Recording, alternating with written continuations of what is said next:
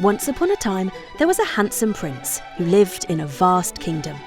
He was searching for a princess to marry, as was the law at the time, but he was finding it very tricky indeed.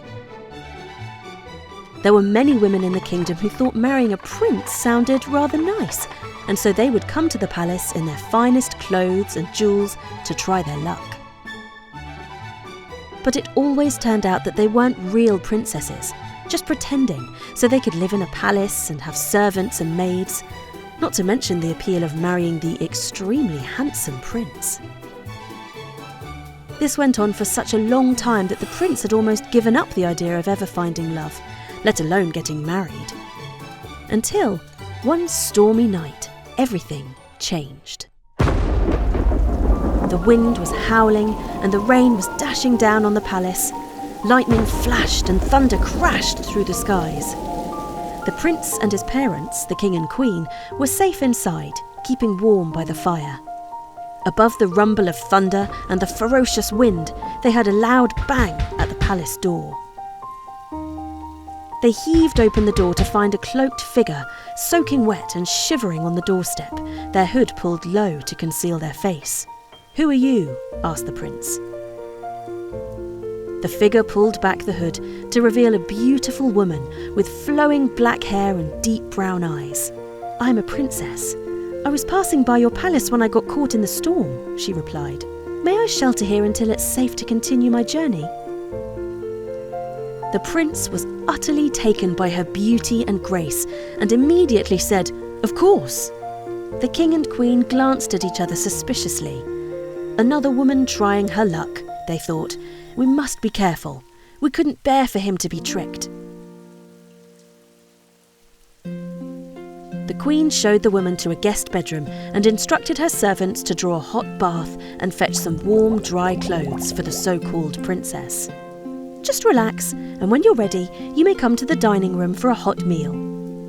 The woman was very grateful and thanked the queen for her kindness.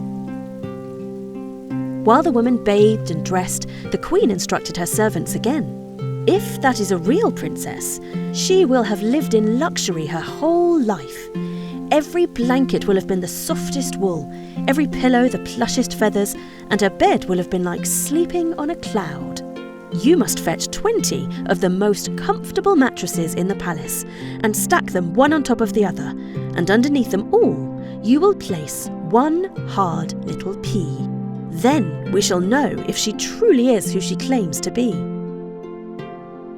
Sitting around the table that evening while they enjoyed a decadent meal, the prince and princess chatted away as if they'd known one another for years. They laughed and joked, and the king and queen exchanged a hopeful look. If she really was a princess, then their beloved son would not only have a wife and one day a queen, but he could truly be happy and in love. After the meal, the princess yawned and excused herself to go to bed. She said goodnight to her generous hosts and climbed the stairs up to her room. When she opened the door, she was shocked to see the bed reaching almost to the ceiling, with a ladder stretching to the top for her to climb. Exhaustedly, she climbed to the top and flopped down among the blankets and pillows, sure that she would sleep like a baby, especially with the ache of her tired muscles and the delicious meal filling her belly. Downstairs, the queen told the prince about the test she had set for the princess. "Mother," he said, "what a cruel trick! The poor princess must be exhausted, and now she will be tossing and turning all night, unable to get comfortable." "We shall see," the queen said. The prince lay awake all night thinking about the woman, hoping that she would pass the test. This incredible woman who had just appeared in his life like magic and was just utterly perfect for him. He didn't want to be lonely anymore, and even more, he wanted to be not lonely with her. Finally, morning came, and the woman joined the king, queen, and prince for breakfast. Over their bacon and eggs, the queen asked casually, "How did you sleep, dear?" The princess responded politely, "Very well, thank you, Your Majesty."